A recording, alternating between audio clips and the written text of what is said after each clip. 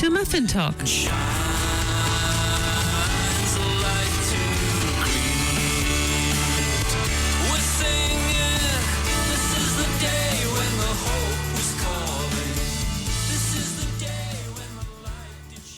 You're and welcome to Muffin Talk. Muffin Talk is a weekly radio program to which I invite guests to talk about their work and their passion for issues on community programs, social justice, Bible studies, or the Catholic Church. Today's program consists of several snippets from interviews that were broadcast in 2023. I hope that you like our selection. And if you would like to listen to the whole interview, please get in touch with us at www.studyjoy.nz.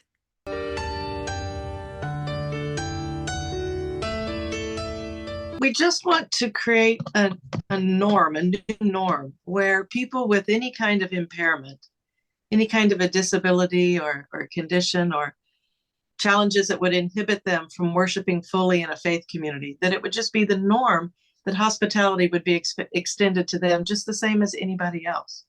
So we're trying to change the norm. What do you mean with hospitality? When we first started the project, we called it the Inclusive Faith Project. There were different ideas thrown around, and we had to settle on a name, of course. But over the course of the project, from our first hui in Palmerston North at the end of June, all the way through meetings in Dunedin, Wellington, Christchurch, a couple of them here in Auckland, a couple of them online, Hamilton, the Waikato. We've learned things. So in a way, I really wish that we hadn't used inclusive, as far as the name of the thing, because when we include someone, this is one of the things that a genius man down in Christchurch taught us. When we include someone, it still leaves the power with me or with the person who's doing the including or excluding. And that's not really how faith communities should operate. Hey, it should be that there's hospitality. And as he said, if you include me, it means you're already sitting around the table and you make space for me. But if I belong at that table and I'm not there, you will notice.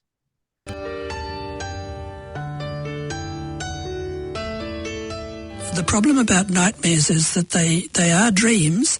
They wake you at a point of horror or terror when you feel helpless to know how you can prevent something dreadful happening. And that is often based on past experience, often early in your life, but maybe later, because terrible things happen to grown-ups too. Now, the point about nightmares is that they wake you before you have a chance to figure out how to survive. And basically, there was one theory about nightmares that they began way, way back in our early development as a contributor to our survival by replaying traumatic incidents so that we have a chance to figure out in the safety of our own dream life, what you could do to save yourself if the same sort of thing happened again. And so the proper response to a nightmare, having, let's say, been wakened by it and been frightened, is when you have calmed down, probably the next day, that you sit down and think about it in terms of the story of the nightmare and figure out what you could do to help yourself survive. The survival challenges, how are we going to do it? Sometimes it is because we have been through awful experiences which have historically happened, but the response that our minds have to traumatic events is to kind of repeat them. They come again like aftershocks, like the aftershocks of an earthquake, for example. Your mind still has the aftershocks of that event. Now, what you can't change is the historical event that first happened. What you can change is the way it affects you afterwards. Yes, so there are, in effect, I think, three critical phases to that religion after the advent of Christianity and Europeans in New Zealand. I mean, we have to accept that the period before, it's very difficult for historians to study because of the lack of written records. And so we're very dependent upon marvelous work that Māori scholars and anthropologists have done about the traditions of the gods and so-called departmental gods, because they're gods of the forest and of the storms and of the winds, etc. Then we move into a very distinct period of missionary work to Māori, and of Māori significant response after a period. There's a period where there's very little response for about 20 years. And then about 1831, 32, there's a sudden movement of groups of Māori in the northern part, in Northland, towards Christianity.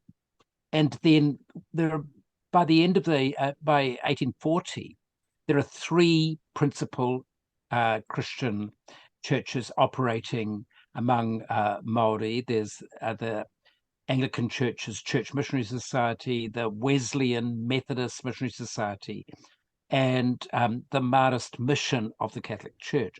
So really we need to put that period of early missionary work into a wider context in which we watch the way in which Māori develop their own distinctive ways that they understand Christianity, and that a number of diverse groups emerge. And I really think the story of the Māori response to Christianity is by no means complete at the moment, but it has a very significant moment with the development of Ratana in the early 20th century. And so there's a great period of movement. And because actually for a lot of the time, Pākehā essentially ignored Māori, the other aspect of New Zealand's Aotearoa's religious history is the story of Pākehā trying to work out in what ways will they develop their own religious traditions that they have brought with them, deeply embedded in their identity, but now they're alienated from them, and they have to reproduce this. And it's quite interesting how in the early stages of their arrival, a great deal of attention is given to reproducing it, but they don't have much money to do it with. So we can watch, well, all over New Zealand, you see these little wooden churches that must have filled very small communities, been massive community enterprises. And so that's a significant phase of the European story. And then in the 20th century, it's clear that from around the time of World War II, there's a significant move where churches begin to feel really part of Aotearoa New Zealand, no longer just immigrant movements from home, dependent upon priests and nuns and ministers coming from abroad, but actually trying to develop their own shape of faith and experience. And we're very much in that period at the moment.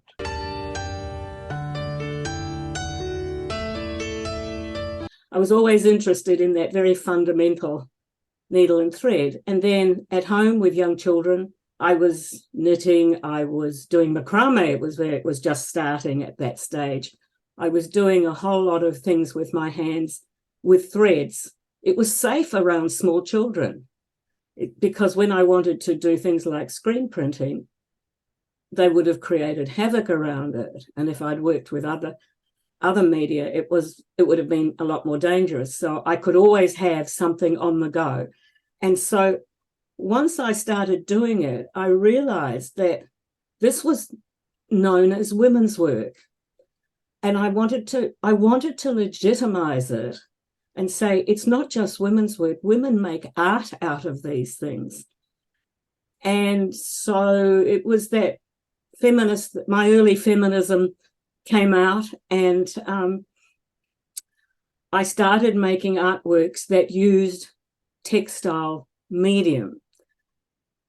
That evolved over a number of years to using textile processes, those same processes I've been doing, but using other materials. So I might knit with fuse wire. I did a lot of works where I knitted fuse wire and silk thread And then I painted the silk thread with dyes. And so it had this duality of the hard and the soft. And the hard and the soft became quite important to what I was doing.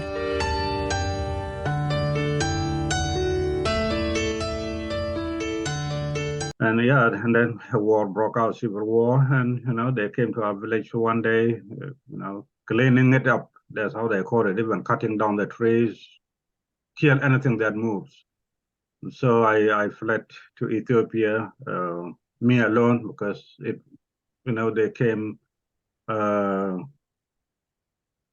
clean the villages up. The government forces come through the ground with the tanks, and they come with the airplanes, the bombs.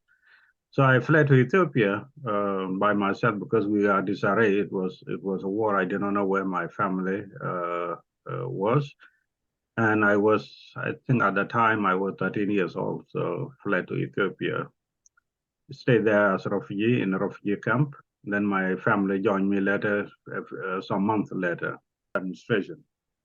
But when we became independent in 2011, 9 July 2011, 2 years later, another civil war started within South Sudan. So it's still going on now. It's like we have not even learned from those 4 or 5 civil year long, and not even Sudan, because when South Sudan left, North Sudan maintained the name Sudan, so they are called Republic of Sudan. They maintain that name. So we become South Sudan, the Republic of South Sudan. So both Sudans, none of them is stable. So South Sudan is fighting itself, North Sudan is fighting itself. So it's like, what was the point of fighting in the first place if we continue fighting? It's still both countries are producing refugees.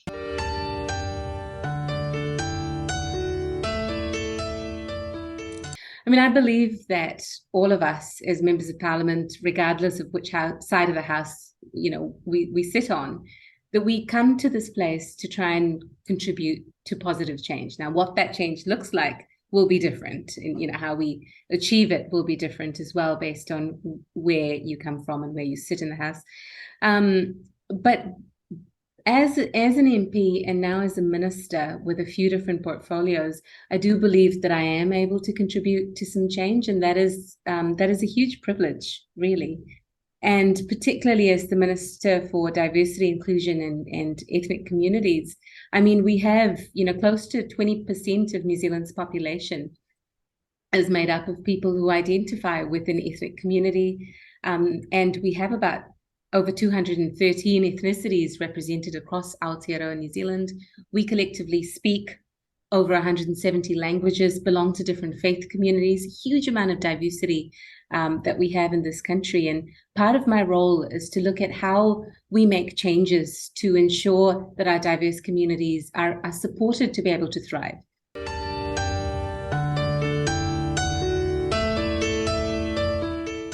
"25 years ago, the board and the management of the station started putting money away to buy our own place. Well, about 6 or 7 years ago, a consortium of NGOs got together and said, we really want to put together a community hub where NGOs that serve former migrants, asylum seekers, and refugees can kind of co-locate, share services, work together. They reached out to us when they did the study, and we went, oh, that's a great idea. And of course, this was after we'd been putting money away for 23 years, right? Yes. and so they said, well, do you want to kind of join the party, because we're looking for a new home and to build a community hub? And we said, okay, let's join that party. Now, parallel to this, in the lead up to COVID, our location at Unitec, that property was sold, and we knew that it was going to become Kaingohora housing, but we knew we had to move because the whole area that we were at was going to be demolished and housing built. We were also part of this consortium that was looking at properties, and our perspective of that kaupapa, which was a community hub, was, well, we don't want to rent anymore. We've been saving for 23 years. We want to buy. And the other partners were like, oh, we're not so sure. Let's look at both. So we did. And we looked at rental properties, we looked at purchasing properties, and we were all open-minded about it. And then COVID came. And even what we were looking for as a building completely changed because everybody started remote working. And all our grand plans, and we needed at least 1,000 square meters to house all the NGOs who were part of this consortium. But everybody went a year and a half in, we're like, no. We don't want that much space because we're all working from home, remotely, et cetera, and we're going to keep doing that. We need an office space, but we don't need half of what we originally asked for. Now, Planet is different. We have studios. Yes. We needed the same space. At any rate, all of these things kind of bubbled down to us as a consortium deciding that Planet FM was going to buy a building and be the anchor.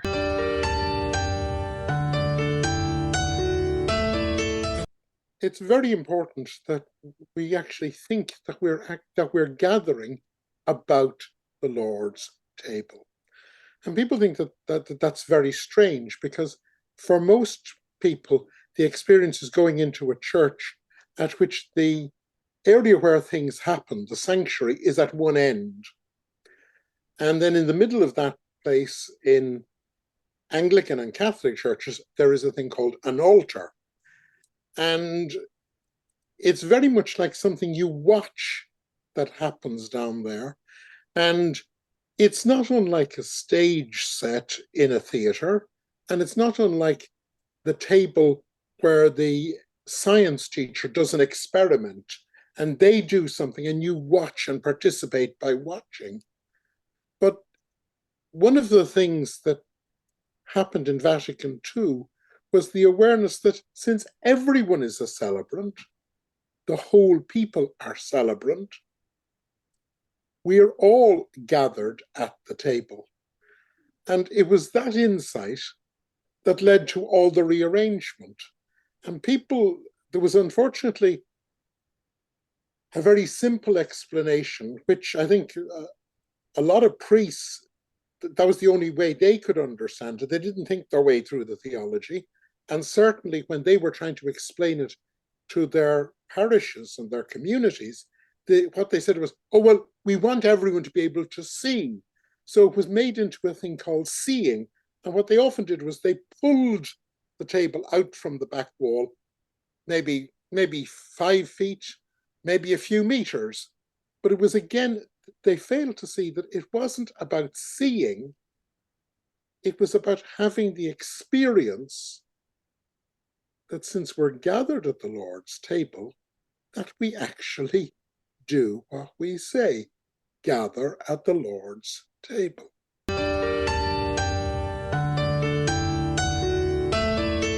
Many people in our society, and just not in Singapore, everywhere now, people are becoming more aware of their belonging to the respective faith, their ethnicity, their race, their history. So I think moving ahead in today's society, especially here in Singapore, where it's so multicultural, so multi-religious, we begin to realize that it is not just organizations working with another organizations. So since I came into the interreligious organizations in the mid-90s, I have been working very closely with Jamia, not just in the social service sector, but even in sharing our faith, because we were partners in the interreligious organization. It is really because of the friendship that has been built over the years since I came in 1990s. So you say that your work in the social sector in the Canossian village and the Muslim work was, yes, in a way you were on the same page, just a different organization. Is that correct? Yes, that's right. Jamia with us Canossians who are here really to serve the poor, the disadvantaged, reaching out to families through the different services. But in terms of Jamia and me as members of the interreligious organizations, so we did not just meet each other at the level of social services.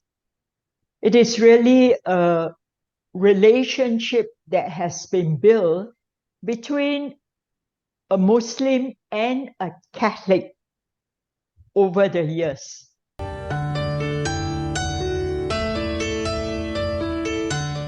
Based on culture and history of the times, if you look at it, there's a clear reason why women are marginalized in the Bible, and then if they are there, it's in spite of the fact that culturally and in historical context would leave them out.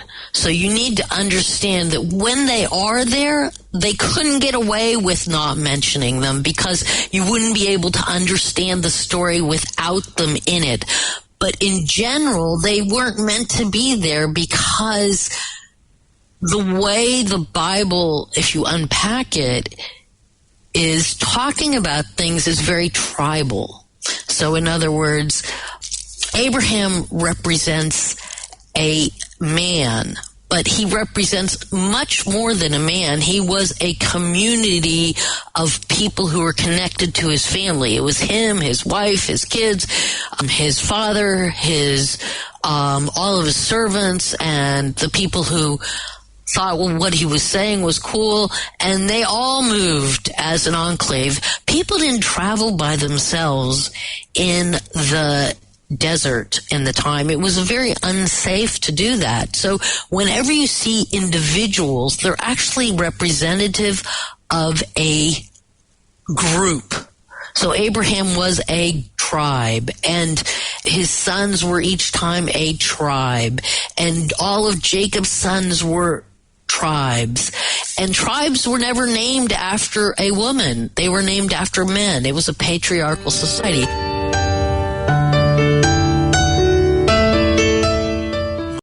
Brother Kieran, is it true that Corinth was the most immoral city in the ancient world? Well, I think if we go back to Athens, Paul was very disappointed with Athens. But I'll tell you what, he heard a lot of disparaging remarks about Corinth. And it was even stated, that the moon was brighter over Athens than over Corinth. But what's going on about this? Corinth was not the most immoral city of the Greeks. In fact, quite bluntly, it was as sinful as any port city of its time, right? Now, the main reason for the bad name it got goes back to Strabo, the geographer, and he visited the city in the year 29 and, quote, "The temple of Aphrodite was so rich that it owned more than 1,000 temple slaves, prostitutes, whom both men and women had dedicated to the goddess Aphrodite. It was also on account of these women that the city was crowded with people and grew rich. For instance, the ship captains freely squandered their money, and hence the proverb, 'Not for everyone is the voyage to Corinth.'" Look, the picture is distorted. There were two Corinths. There was a Greek Corinth that was destroyed by the Romans. Any city that represented a threat to Rome was destroyed. Julius Caesar rebuilt the city in later times. The temple women were not prostitutes. And the language that is used, that comes from Athens.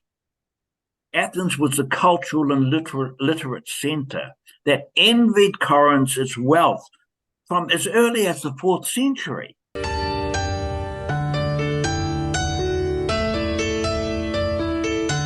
And then below Stewart Island, about 14 kilometres southeast, is a tiny little island. Its English name is Codfish, but its Māori name is Titipounamu. And that's where a little colony of Titipounamu were, and they were quite prolific there. And it was getting to the stage where there might be too many birds for the area. So the Department of Conservation decided that they would like to move these birds to Ulva Island, which is a sanctuary in Rakiura, Stewart Island. And because I helped with funding, I got to have a chance to see what it was like to catch these birds and to then help with the transportation to their new home. So I took a series of flights from Auckland to Christchurch in the normal kind of jet you would expect. And then it was a slightly smaller plane, but still a jet going to Invercargill. And then I got on a smaller plane again to get myself to Rakiura, Stewart Island, and then a helicopter to this little tiny codfish island, Whenua Hall. And I stayed there for 2 nights. I was with the conservation staff, and so they explained the process where they were going to set up what's called mist nets, which are tiny kind of mist nets you can almost not see. No point having bigger nets because these tiny little Titipounamu would be able to fly through the holes. They're only about, if you hold up your ring finger, that's about the height of one of these birds. God. Yes, tiny. It's about 6 centimeters? Or? Yeah, 7 to 9 if the females are actually bigger. So the females might get up to 9 if they were a little bit above average, but average is about 6 to 7. So tiny, and they only weigh about 6 grams. And of course, they're green because Titipounamu, the Pounamu is the name for green. And they're just quite a, despite their small size, they're quite a feisty bird. And they also are very community minded. They live in sort of community groups. So Doc explained to me that we would need to catch a community group. And he said they're very territorial. So we've got a recording of a Titipounamu from another area, and they will recognize that this is not their community.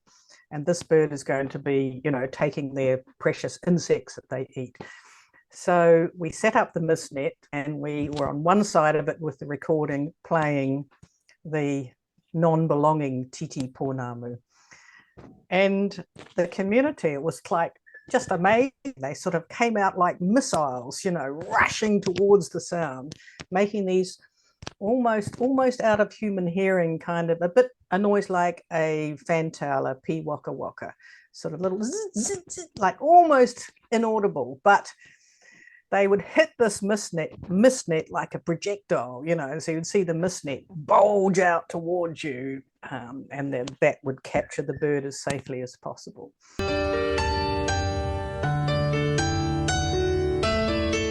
So far, the interviews from 2023, just a few snippets of what we heard during the year. On our website, we also have a full list of all the interviews that have been recorded in the last almost 10 years of Muffin Talk. Titipounamu Study and Joy will resume with its courses in February 2024. I would like to invite you to check out our growing variety of videos, podcasts, and many other resources on our website at www.studyjoy.nz. I wish you a wonderful new year 2024, and I hope you'll tune in again next year to Muffin Talk.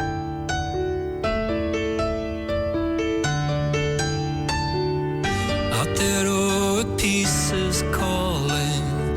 In the bonds of love we meet. For the